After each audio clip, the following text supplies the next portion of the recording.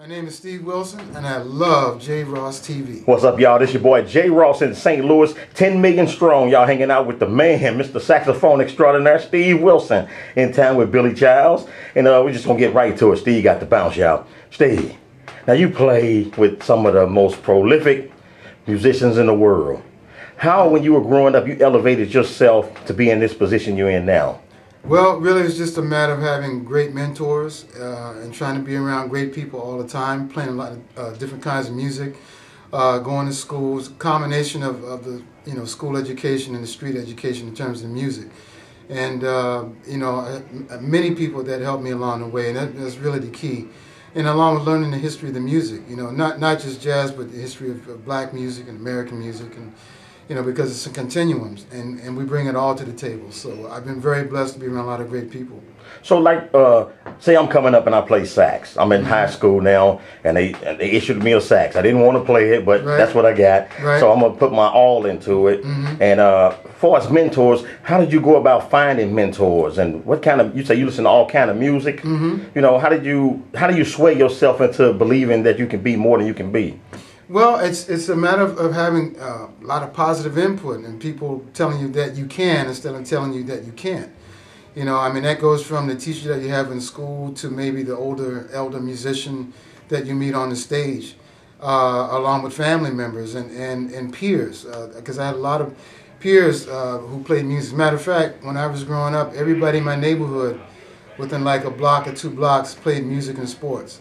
So I had a couple of guys that were older than me that let me start to play the saxophone before I even took lessons. A couple of guys played trumpet, another guy played trombone, so it was like that. So you have, all of those people that nurture you and encouraging you, and you encourage each other. So it's really a matter of being in the right kind of environment with a lot of positive input. So growing up, was your penchant for jazz already there, or did you start off R&B and just grew into it? Well, I grew up with all kinds of music. My dad had a record collection which consisted of Miles Davis, Motown, Mahalia Jackson, Sam and Dave, and Stax Records.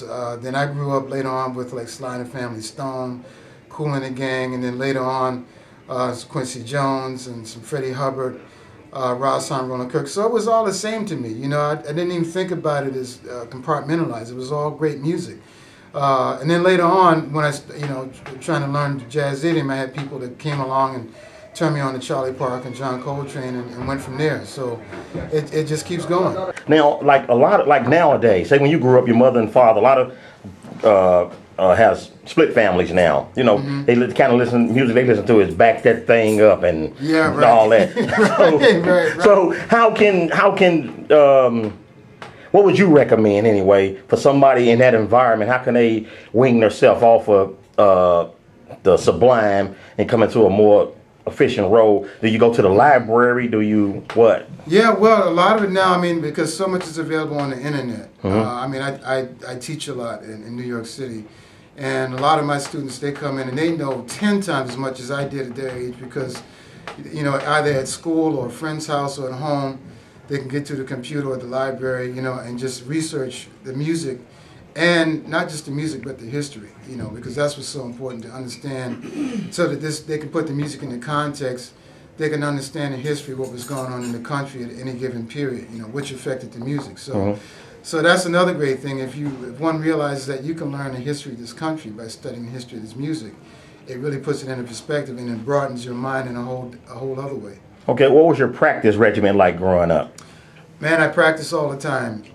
You love to practice? I love to practice. It's just, I just loved it so much. It wasn't like I practiced because I had an assignment. I just loved to listen to a lot of different kinds of music and started transcribing tunes and solos, and I just love to do it all the time, so no one had to really get after me about practicing. If anything, they'd tell me to stop. So can you get young folks an idea of what you practice on, scales or yeah, what? Man, well, that time I was listening to everything from Earth, Wind and Fire, listening to Don Myrick and Kool and the Gang. That was my #1 group at the time.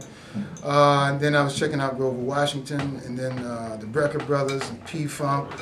And then later on, some Coltrane, some Cannonball, Quincy Jones. So I was trying to get to all of it, trying to learn everything.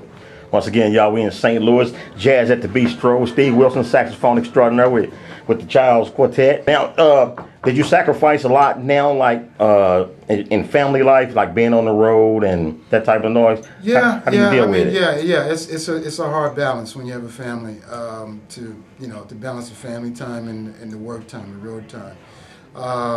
In my case, I had my son who's now 21. He's on his own, but it was very hard. It's very hard to balance that because you want to be there as much as you can for your family. But in most cases, you have a family that understands what you do, and you try to block out as much time as you can for family and your priorities. So what's up next for Steve Wilson?